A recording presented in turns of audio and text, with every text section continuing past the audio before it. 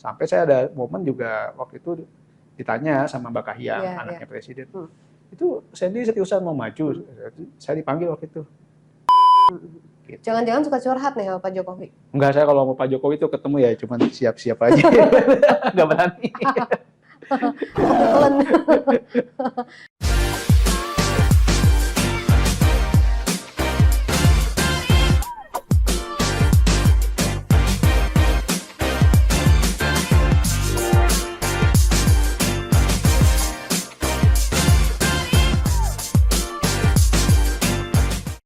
Assalamualaikum warahmatullahi wabarakatuh.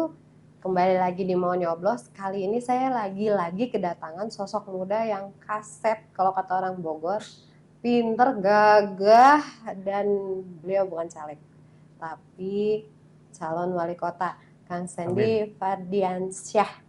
Betul. Sudah dari 2015 sebagai sekretaris Ibu Negara, Ibu Iriana Jokowi. Yeah. Nah, ini agak membingungkan sebetulnya. Kalau Kang Sandy itu kan memang asli orang Bogor ya. Asli. Cuman backgroundnya ini dari sekretaris Ibu Negara, lalu sekarang berencana untuk mencalonkan sebagai wali kota Bogor. Betul begitu, Kang? Sebenarnya mungkin saya menyapa penonton dulu nih dari Pojok Satu Podcast ya. Assalamualaikum warahmatullahi wabarakatuh. Selamat pagi, selamat siang, selamat malam penonton sekalian. Perkenalkan, nama saya Sandy Fardiansyah. Tadi TIP sudah memperkenalkan sedikit ya.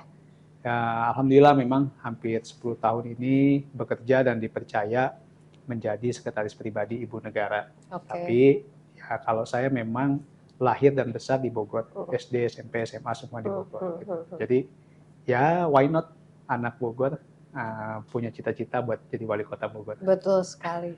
Dan sosok muda gitu. Kalau boleh kita flashback lagi ke belakang, itu kan biasanya calon-calonnya itu di atas usia 40 ke atas ya. Yeah.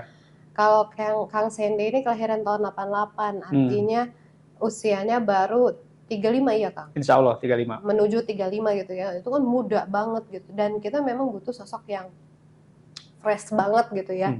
Yang enggak putih-putih banget lah rambutnya ya. Hitam semua rambutnya gitu. Apa yang membawa Kang Sandy ingin memimpin Kota Bogor? Ya pasti ada dari internal, artinya dalam diri saya sendiri, kemudian juga eksternal gitu. Kita mulai dari eksternal lah gitu. Kalau saya melihat peluangnya ada. Tadi TIP bilang, ya sekarang ini memang saatnya banyak bermunculan pemimpin-pemimpin muda. Bukan berarti kita menegasikan yang sudah senior ya. Saya nggak bilang tua senior. Rambutnya putih ya. Saya juga ada putihnya dikit. Tapi maksudnya di berbagai daerah, bahkan mungkin pemimpin dunia juga sudah mulai bermunculan pemimpin-pemimpin muda. Mereka apabila diberikan kepercayaan, saya kira juga punya kapasitas dan kapabilitas untuk memimpin. Yang pasti kalau anak muda itu kan dia punya semangat, punya apa ya? Ya mungkin tenaganya juga masih powernya lebih banyak, kuat lah gitu kan. Dan biasanya mereka itu tidak membawa beban masa lalu.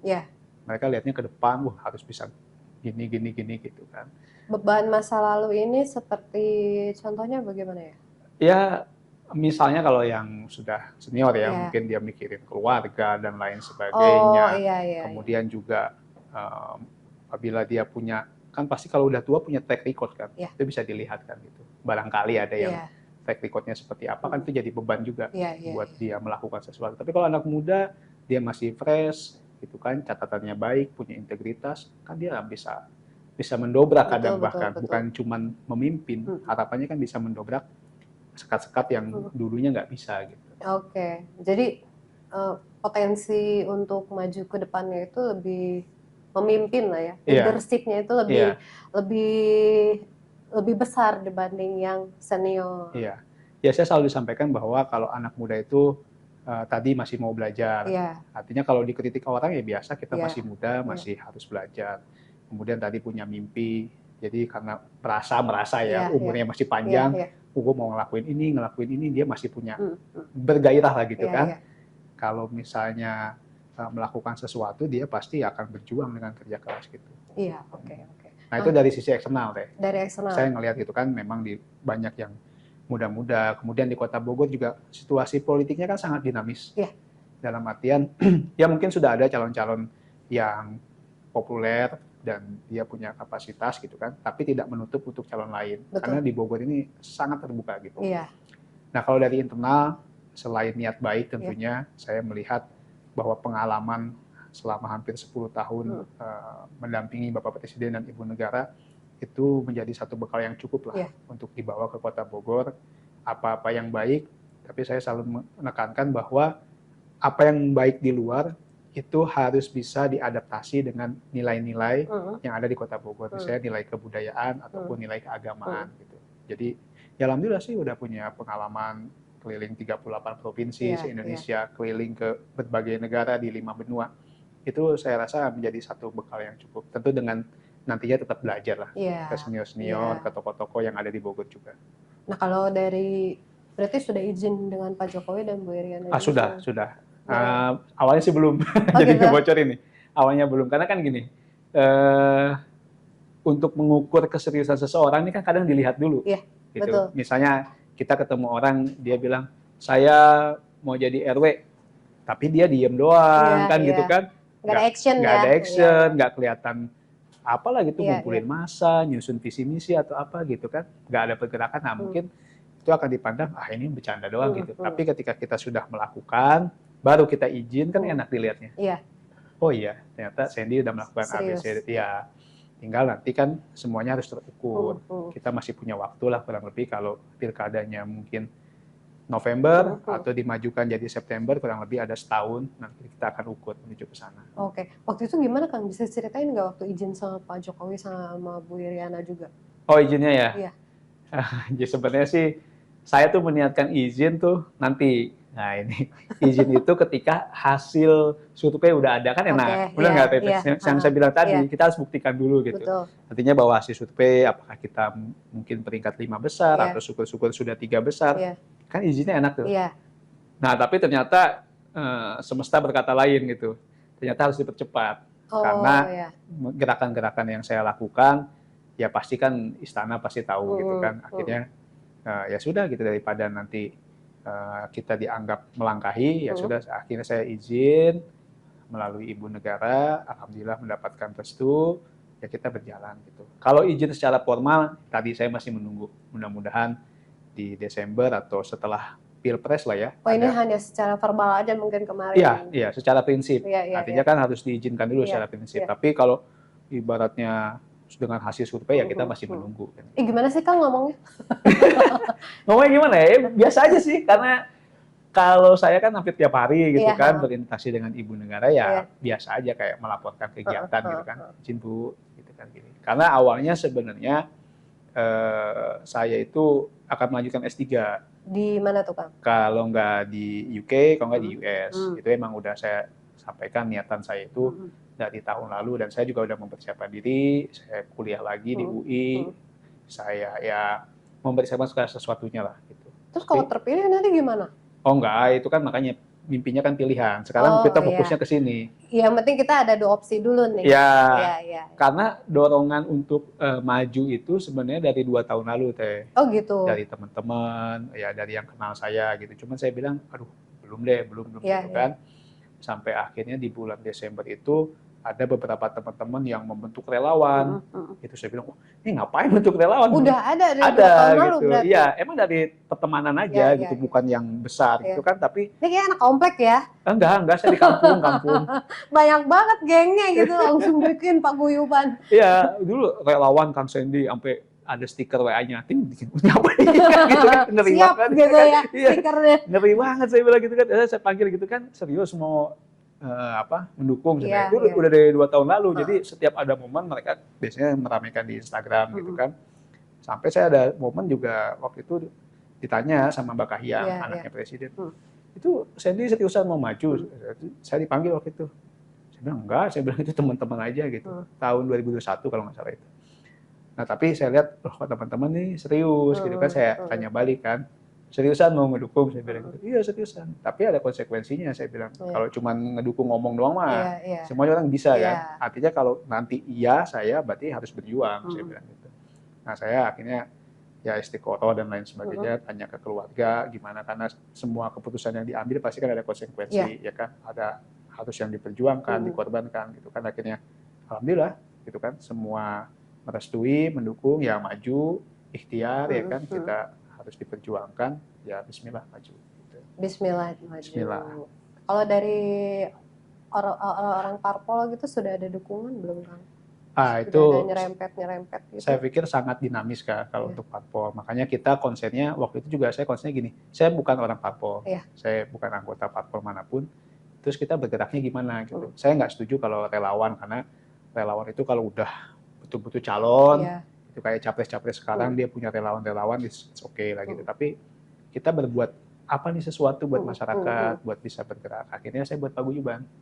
Paguyuban aja dulu sekarang ya. Kawani Bogor dari mulai awal April, nah dari situ kita bergerak baik itu dengan program ataupun dengan sosialisasi. Kawani Bogor apa sih Kang panjangannya? Kawani ya, Kawani itu singkatan kreatif, aktif, berwawasan dan inovatif. Oh nggak ada sendi-sendinya ya? Ada, bisa juga, kawan-kawan sendi. Oh ya oke. Bungkus. Tapi sejauh ini komunikasi dengan orang-orang parpol sudah dong? Ya, artinya alhamdulillah untuk beberapa mungkin di Bogor ya, ketua DPC, anggota dewan, tokoh-tokoh kita sudah silaturahmi, sudah sowan.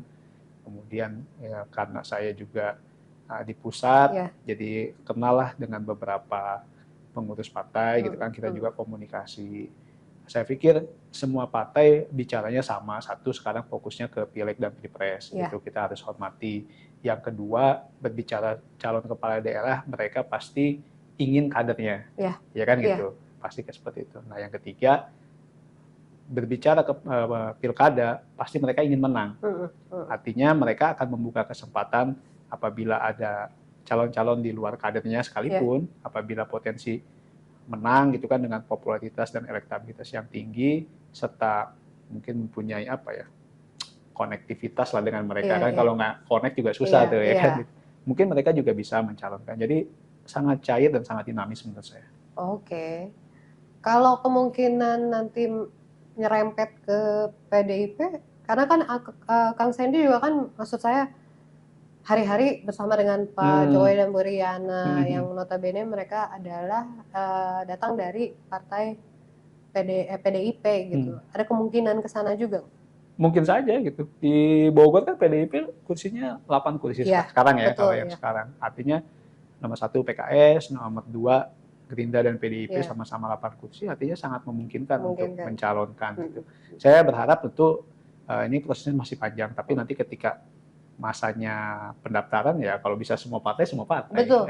Harus begitu. Borong dong ya kan. Tapi ada sinyal nggak sih Kang dari Pak Jokowi? Saya dukung nanti tenang gitu loh. Itu secara prinsip aja. Beliau, kalau saya berpandangan gini, orang Jawa, itu kan beliau orang Jawa ya. Artinya dengan memberi izin aja itu sudah satu berkah lah buat saya kan gitu kan. Artinya kita diizinkan untuk bergerak dan lain sebagainya. Tapi sekali lagi kita harus bisa membuktikan dulu. Gitu. Jangan-jangan suka curhat nih sama Pak Jokowi? Enggak, saya kalau mau Pak Jokowi itu ketemu ya cuman siap-siap aja. Nggak berani. Takut ditelen.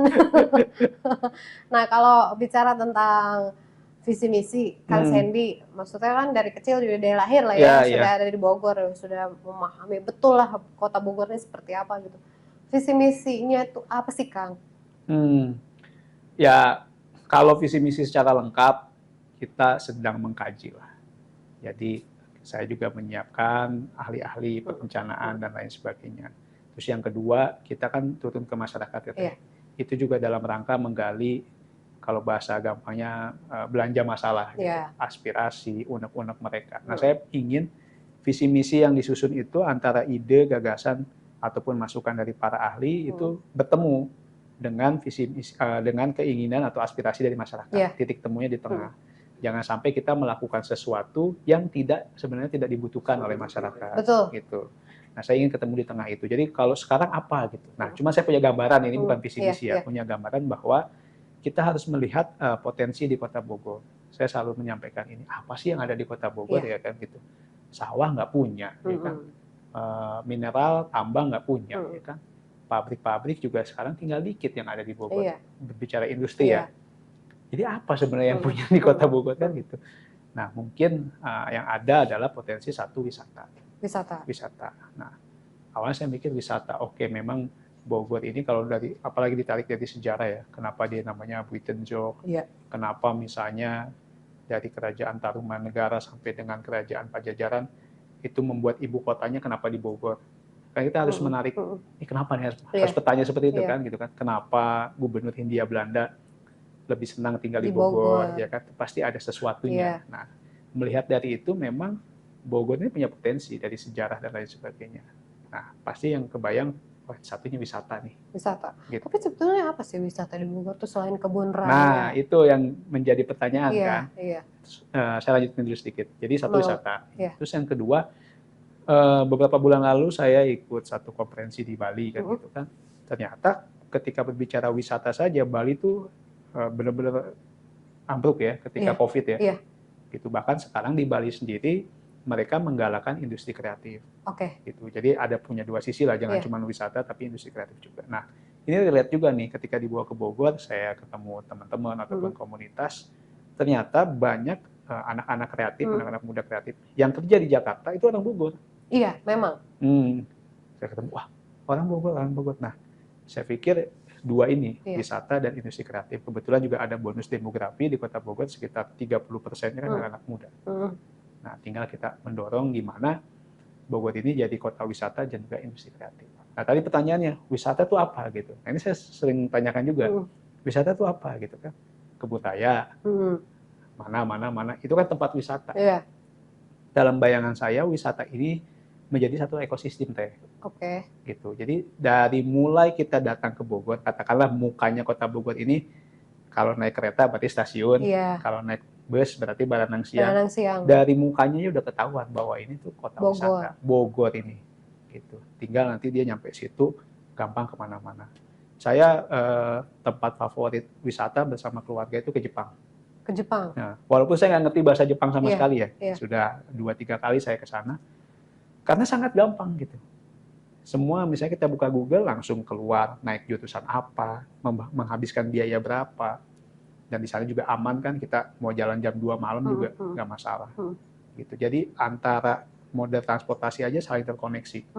Menuju misalnya kemarin terakhir saya kesana bulan Juli, ingin melihat salju tuh di utaranya Tokyo. Ya udah naik kereta cepat berapa jam, transit, terus naik kereta biasa sampai naik kereta gantung, terus naik bis lagi di sana, nyampe gitu. Gampang informasinya, terkoneksi semuanya. Ada yang bisa diadopsi nggak dari sana? Pasti. Saya bilang tadi kan, begitu nyampe stasiun, ini kalau mau ke Kebun Raya naik apa kan gitu. Nah, saya belum melihat, orang pasti akan bertanya naik angkot berapa kan gitu kan. Belum melihat satu koneksi antara tempat wisata ini. Dan sekali lagi bukan hanya tempat, tapi tadi ketika sejarah, harus sekarang ini kan zamannya konten dan konteks nih kayak kita nih kan gitu kan. Bikin konten dan konteks. Konteksnya wisata, tapi kontennya itu kan bisa berbagai macam. Bisa misalnya wisata sejarah.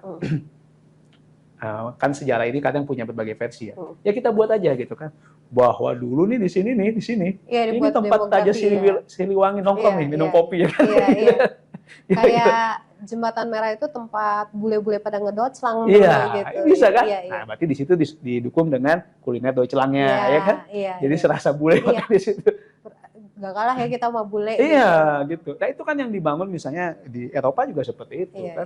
Kalau kita misalnya ke negara-negara di Eropa, bangunannya tuh hampir jarang yang baru. Tua-tua ya, sebetulnya. Dipertahankan dari abad 16-17 ya, walaupun mungkin sebagian hancur karena Perang Dunia ke-1 dan ke-2, tapi mereka masih ada.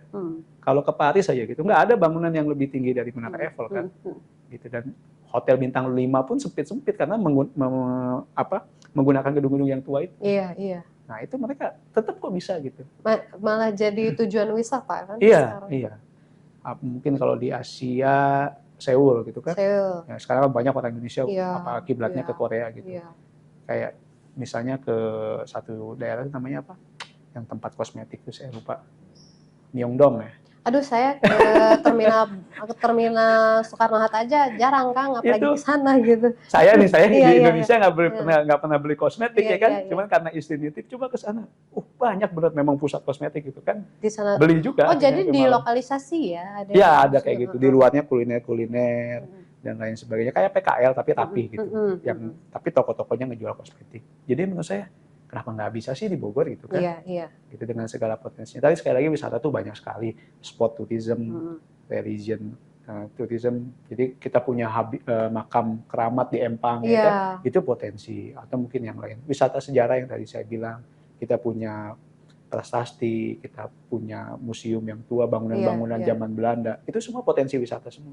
Apalagi kalau Bogor tuh kan memang banyak peninggalan Belanda ya. Iya. Jangan kan Belanda. Iya. Kerajaan aja kan banyak. Banyak gitu. Maksud sejarahnya. Iya, bangunan tua model kayak stasiun Bogor aja juga kan itu Belanda banget ya. Dibikin ikonik aja juga sebenarnya sudah menjual sih. Iya. Cuma mungkin harus butuh keseriusan ya. Harus. Kayak di Jakarta mungkin sekarang ada pos blok ya. Ada pos blok di Juanda, kemudian ada M blok ya di daerah Blok M kalau nggak salah. Itu kan bangunan kantor pos yang tua ya. Itu di renov, terus ada tenan-tenan jualan di situ. Ramai ya tempat nongkrong anak-anak muda. Nah, gitu. Sekali lagi tadi ada konteks, ada konten. Iya. Kontennya kita bisa lah dibuat gitu. Disesuaikan lah dengan usia ya. Jadi visi misinya juga di luar, bukan out of the box ya, too far from the world sebetulnya. Iya, maksudnya pasti orang juga menganggap wisata emang ada gitu kan, caranya gimana kan? Cara mengemasnya itu berbeda. Nah, yang kedua industri kreatif. Saya tuh kebayang gitu. Saya sering ke Solo karena ikut ibu ya gitu kan. Di Solo itu hampir setiap minggu atau setiap bulan selalu ada konser. Di mana, Kang?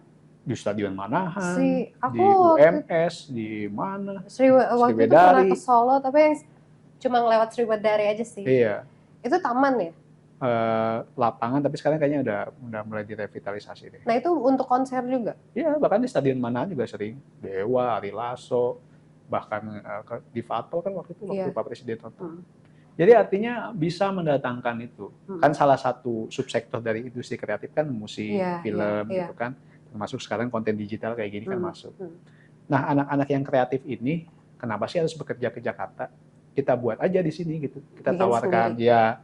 Kalau kemarin ada isu katanya mau bikin bukit algoritma di Sukabumi ya kan, Silicon Valley-nya Indonesia gitu kan. Ya kita yang lebih simpel dulu aja yang memang bisa gitu dibuat. Jadi ketika ngomongin industri kreatif, kenapa nggak kiblatnya nggak ke Bogor gitu? Ya walaupun dulu mungkin ada Bandung, ada Jogja gitu. Kita coba tarik ke sini. Kalau ya kayak Bandung aja juga kan sebetulnya ya nggak jauh beda dengan Bogor gitu ya. Tapi kok bisa gitu dibikin sebegitunya gitu ya. Nah kalau sekarang nih Kang, masa kepemimpinan 2 periode Kang Bima ya, Bima Arya, itu banyak banget infrastruktur yang dirubah oleh beliau gitu. Kalau seandainya nanti Kang Sandy maju gitu, insya Allah terpilih misalkan ya, apa yang mau ditambahkan sih dari apa yang sudah dilakukan dari Kang Bima? Iya, saya kebetulan udah ketemu Kang Bima ya. Oke, waduh, kok ada nih? Ya artinya silaturahmi soal gitu kan. Ya beliau juga menitipkan bahwa pembangunan harus dilanjutkan dan saya setuju.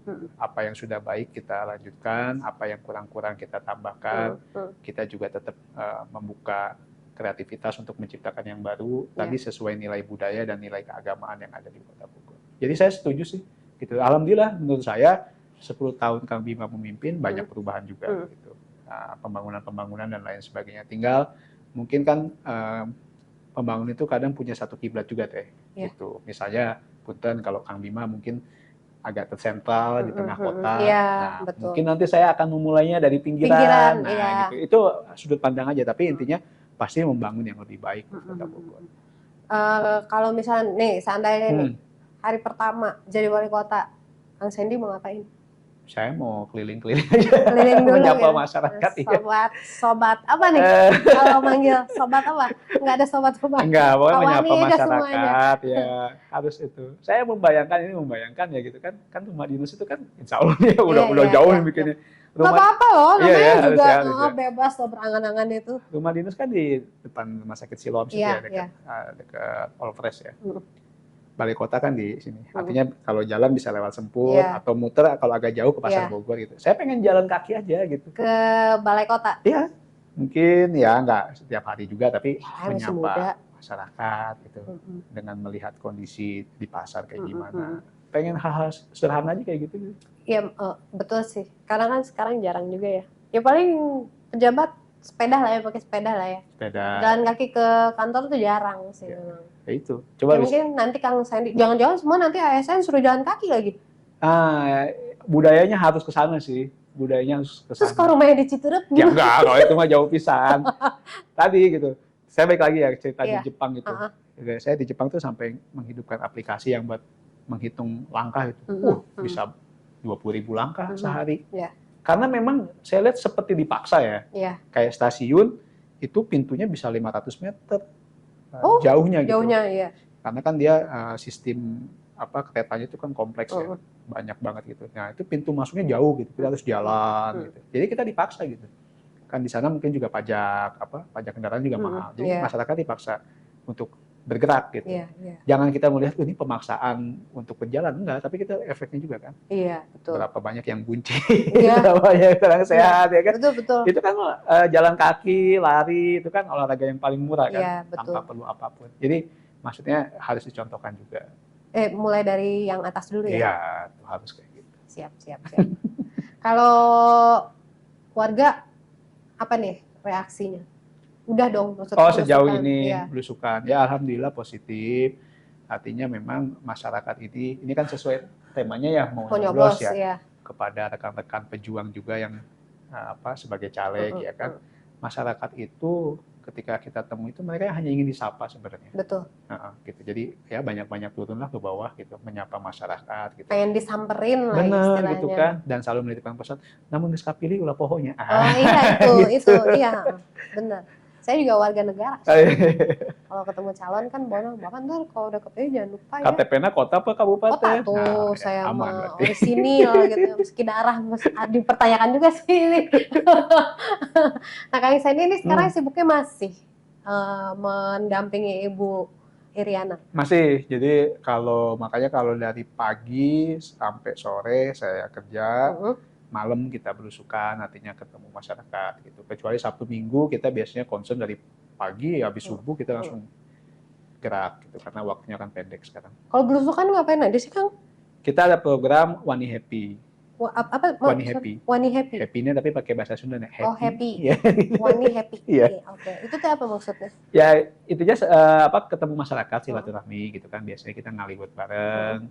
Kemudian ada karaoke kan gitu, bagi door prize, terus juga ya kalau misalnya di situ lebih agamis biasanya ya marawis, sholawatan, menyesuaikan aja gitu keinginan masyarakat. Menyesuaikan dengan tempat. Intinya silaturahmi gitu kan, karena walaupun bagaimanapun ya seperti saya bilang tadi masyarakat ingin disapa sebenarnya. Betul.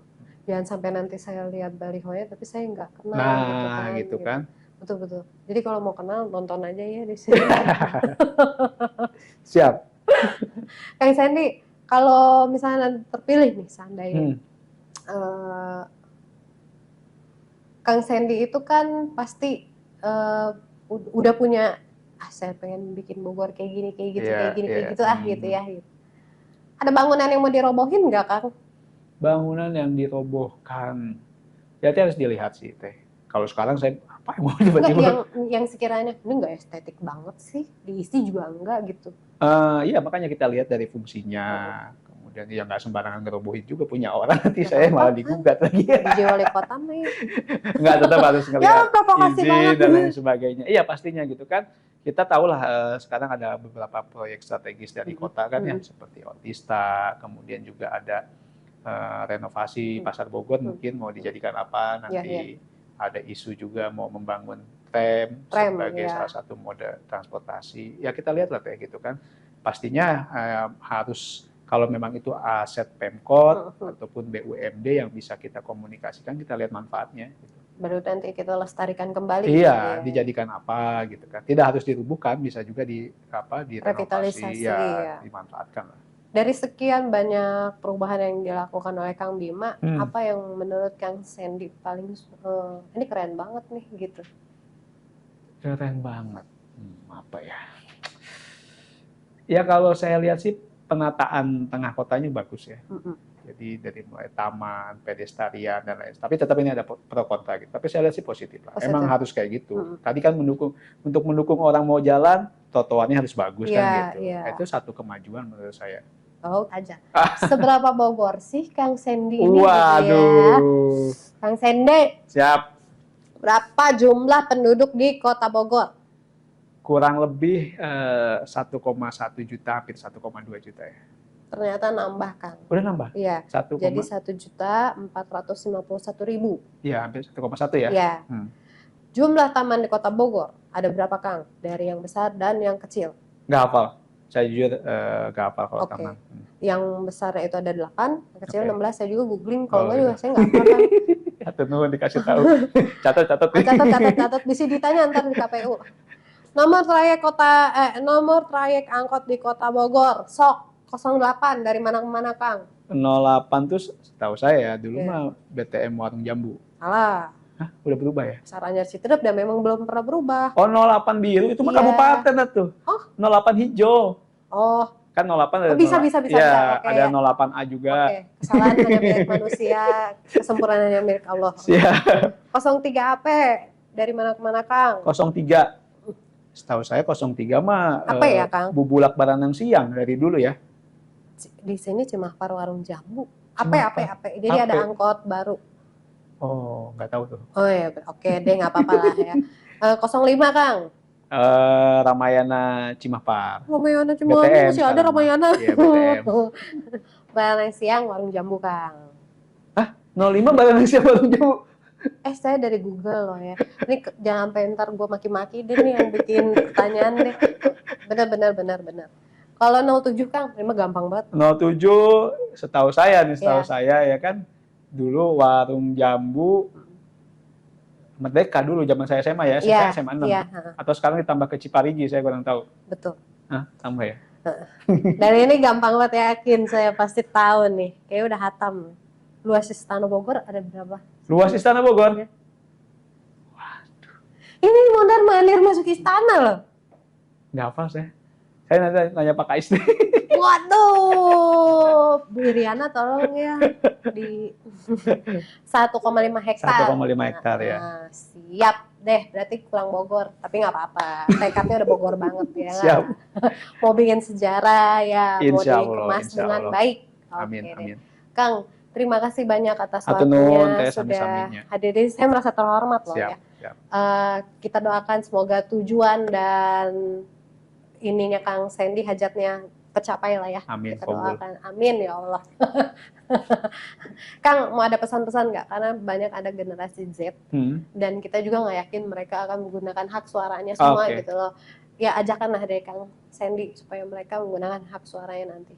Iya, kepada rekan-rekan, adik-adik, khususnya generasi Z, generasi milenial yang sudah punya hak pilih, silakan nanti gunakan hak pilihnya, pilih caleg-caleg ataupun nanti di pilkada calon-calon yang memang mempunyai visi misi, mempunyai kapasitas, mempunyai integritas, dan yang pasti sesuai dengan hati nurani rekan-rekan sekalian. Jangan lupa langsung coblos. Jangan lupa di. Kalau ada yang muda, ya nggak apa-apa, yang muda aja. Asik. Kang, terima kasih. Siap, ya. Tos dulu lah. Tos dulu ya, anak muda mah. Oke. Sampai jumpa lagi di Mau Nyoblos selanjutnya. Sarang yo.